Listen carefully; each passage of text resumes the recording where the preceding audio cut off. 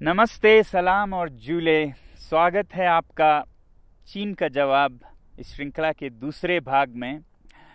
उम्मीद है आपको मेरी आवाज़ सुनाई दे पाएगी। यहाँ पर हवाएं चल रही हैं, बल्कि कल तो इतनी हवाएं चल रही थी कि हम रिकॉर्ड ही नहीं कर पाए, इसलिए देरी हुई, क्षमा कीजिएगा। आज हम थोड़ी बड़ी माइक लेके आए हैं, उम्मीद है अच्छी तरह हो पाएगी। तो मैंने पहले भाग में ये कहा था आपसे कि हम आपके सवाल, आपके कमेंट्स का जवाब देंगे इस भाग में, तो इसलिए हम आए हैं। और सबसे पहले जो बहुतों ने ये पूछा है सवाल, वो लेते हैं। पहला सवाल है, क्यों बायकॉट करें चीन को? क्या ये नफ़रत फैलाने के समान नहीं है? जी नहीं, नफ़रत फैलाने की बात नहीं है। जैसा मैंने पहले कहा है, चीनी लोगों से हमें कोई समस्या नहीं, बहुत अच्छे लोग होते हैं, मेरे बहुत दोस्त हैं। हमें समस्या है तो चीनी सरकार से, तंत्र से, जो कि विस्तारवादी है, जो कि शोषण करती है, उनसे समस्या है। चीन के हर बात पे दुनिया खामोश रहती है, तो ये एक वेकअप कॉल है जो हम दे रहे हैं। चीन के अंदर ही 140 करोड़ लोग लगभग बंधुआ मजदूर की तरह काम करते हैं। हुकूक, अधिकार नहीं हैं, कुछ बोलें तो वो गायब हो जाते हैं, और दुनिया उस पर खामोश है और सौदा करना चाहती है, बिजनेस एज यूजुअल। अंदर जाएं तो तिब्बतन बुद्धिस्ट 60 लाख में से 12 लाख मारे गए, लगभग 6000 मंदिर मठ तोड़े गए। दुनिया खामोश है, हम बिजनेस करना चाहते हैं। बात करते हैं शिनजियांग में युगुर मुसलमानों की। करोड़ की जनसंख्या है और 10 लाख युगुर मुस्लिम्स जेल में बंद हैं अभी इस वक्त, और हजारों मस्जिदें तोड़े गए हैं। दुनिया खामोश है, हम सौदा करने की बात करते हैं उनसे। श्रीलंका को देखिए, चीन के कर्ज में दबी जा रही है। ये जो पोर्ट है हम्बनतोटा का, वो तो बिक गया है चीन को, उसके कब्जे में है। पाकिस्तान इतने कर्ज में डूबा है कि शायद ये देश भी एक गुलाम सा हो जाए। दुनिया खामोश है, सौदा करना चाहती है। ये तो दुनिया की बात हुई। मेरे लिए सबसे बड़ी बात है मेरे दरवाजे पे क्या हो रहा है। लद्दाख की धरती में चीन 1962 से, जहां पर की जंग खत्म हुई थी, कितने किलोमीटर अंदर आ चुका है। हमारे यहाँ के चरवाहे अपने चरागाहें खो चुके हैं। कहाँ ले जाएंगे वो अपने भेड़ बकरियों को? दुनिया खामोश है और हम उनको जो मनमर्जी वो करते हैं, धक्का मुक्की करने देते जा रहे हैं। तो क्या हम ये कहें उनसे कि वो बेदर्दी से सर काटे मेरा, और मैं कहूँ उनसे, हुजूर आहिस्ता आहिस्ता, जनाब आहिस्ता आहिस्ता? नहीं, अब हमें जवाब देना होगा, और जवाब हमें अपने हाथों में लेके वॉलेट पावर से देना होगा। और ये कोई गलत या बुरी बात भी नहीं है। सैंक्शंस सदा प्रयोग किए जाते हैं जब भी कोई गलत करता है, वो चाहे देश हो। उत्तरी कोरिया पर सैंक्शंस लगाते हैं देश, तो हम क्या अपने पर्सनल इकोनॉमिक सैंक्शंस नहीं लगा सकते इन देशों पर? और बॉयकॉट करना कोई नई बात भी नहीं है। आपने सुना होगा स्वदेशी movement, boycott movement. Tilak ji के नेतृत्व में 1905 से शुरू हुई थी ब्रिटिश सरकार के खिलाफ बॉयकॉट का, उनके सामान का। तब हम ब्रिटिश सरकार के गुलाम हो चुके थे। अब हमें समझ आनी चाहिए कि prevention is better than cure, तो इसलिए हम अभी से करें। बल्कि मैं तो कहूँगा कि अगर हम कुछ ना करें और देखते रहें तो वो गुनाह है। जुल्म करना गुनाह है तो जुल्म सहना भी गुनाह है। आप में से बहुतों ने दूसरा सवाल पूछा है, जनता को क्यों करनी पड़ी बैन या बॉयकॉट? हमारी सरकार क्यों नहीं बैन करती चीनी सामान को? देखिए, सरकारों के बंदिशें होती हैं, प्रोटोकॉल्स होती हैं, व्यापार बहुतरफा होती हैं, तो इसलिए सरकार के लिए शुरू में मुश्किल हो सकता है। मगर अगर जनता करे, जनता की अपनी मर्जी है, चॉइस है, कस्टमर इज द किंग, तो कोई दुनिया की ताकत उसे पूछ नहीं सकती कि आप ये क्यों नहीं खरीद रहे हैं, वो क्यों खरीद रहे हैं। वैसे भी हम सरकार के लिए क्यों इंतजार करें? जब लोग कुछ करने लगे तो सरकार वैसी ही नीतियां बनाती हैं जो लोगों की, जनता की मूड होती है।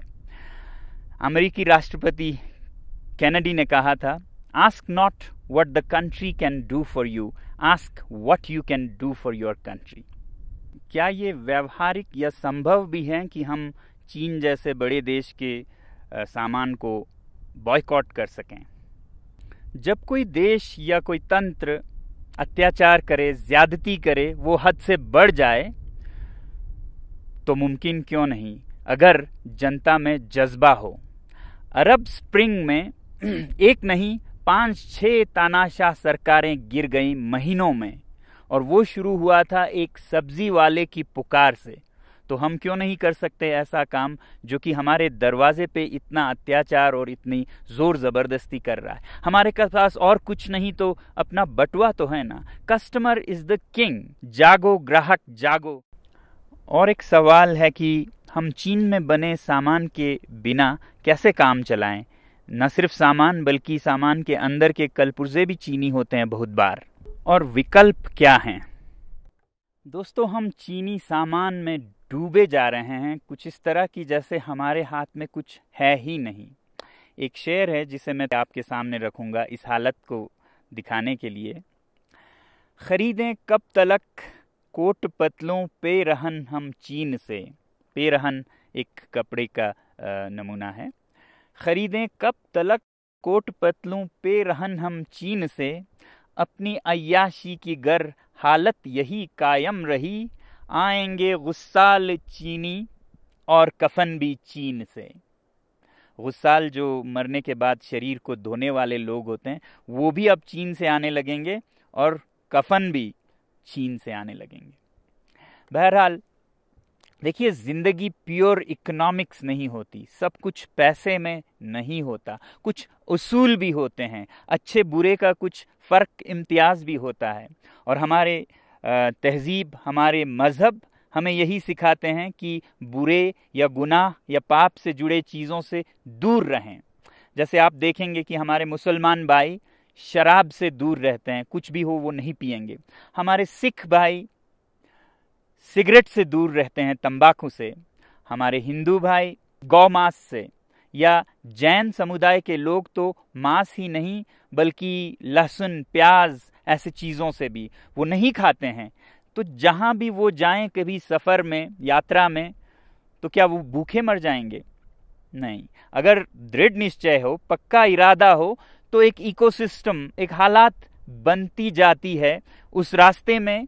जब हम बर्दाश्त करके चलते हैं तो आप देखेंगे कि ऐसे भोजनालय, रेस्टोरेंट्स निकलेंगे जो जैन फूड सर्व करेंगे। तो 1 साल 2 साल में एक नया इकोसिस्टम बन जाता है। उसी तरह अगर हम ये चीन के सामान को भी गुनाह से जुड़ी समझे, जैसा कि मैंने कहा इसके पीछे अत्याचार है, तो 1-2 साल में सारे दुनिया के देश और अपने हमारे देश में ऐसी चीज़ें बनने लगेंगी कि हमें इसका याद भी नहीं होगा कि हम ये नहीं कर पाएंगे, ऐसा सोचते थे। तो इसलिए मैं कहता हूं कि boycott made in China, software in a week, hardware in a year, और फिर हार्डवेयर में भी finished products, non essentials in a year, components, raw materials and essential products in 2 years। हम योजनाबद्ध तरीके से चल सकते हैं अगर हमारे अपने में सूझबूझ है। कोई ऐसा नहीं है कि कल या परसों ही हम सब कुछ बंद करें। हम ये कहें कि फिनिश प्रोडक्ट्स वाले अभी से हम बंद करेंगे 1 साल के भीतर, जिसमें कंपोनेंट्स जाते हैं जो हमारे भारतीय उद्योग में भी इस्तेमाल होते हैं, वो हम 1-2 साल तक चलाएंगे जब तक कि ऐसे विकल्प न बन पाए। और जहाँ तक विकल्प या रिप्लेसमेंट्स की बात है इन चीनी सामानों का, तो एक बात ज़रूरी ये है कि हर चीज़ की हमें रिप्लेसमेंट्स ज़रूरत भी नहीं होनी चाहिए। हमारी ज़िंदगी सादा भी हो सकती है। इस लॉकडाउन में हमने देखा कि कितने कम चीज़ों से हम खुशी पा सकते हैं, और सस्ते माइंडलेस कंज्यूमरिज्म में लाए गए ये चीनी सामान जो कि हमें ज़रूरत भी नहीं है, 10 जोड़े जूते, 50 जोड़े जुराब क्यों ज़रूरत है इनकी? क्या हम एक सादा जीवन नहीं जी सकते हैं? बदल सकते हैं ज़िंदगी के शैली को कि हम थोड़े में ही गुजारा करेंगे मगर साफ अच्छे चीज़ों को ही अपने जीवन से जोड़ेंगे। इसलिए ilivesimply.org पे जाइए और देखिए सादा जीवन कैसे जी सकते हैं, अपने पर्यावरण को, अपने पृथ्वी को, जीव जंतुओं को कैसे बचाए हुए खुशी का एक जीवन जी सकते हैं। आखिरी सवाल जो मैं ले रहा हूँ वो है, हम इसे एक राष्ट्रीय आंदोलन कैसे बना सकते हैं, नेशनल मूवमेंट। देखिए, मैंने एक छोटी सी पहल की है लद्दाख से। ये मत उम्मीद कीजिएगा कि लद्दाख से कोई एक आदमी इसको चलाएगा। इस बटुए के आंदोलन में हर नागरिक एक सिपाही है और ये उतने ही दूर तक चलेगा जितना आप इसे ले जाना चाहेंगे। तो मुझे उम्मीद है कि भारत का हर नागरिक इसे एक अवसर, अपॉर्चुनिटी बनाएगा आत्मनिर्भर भारत बनाने का।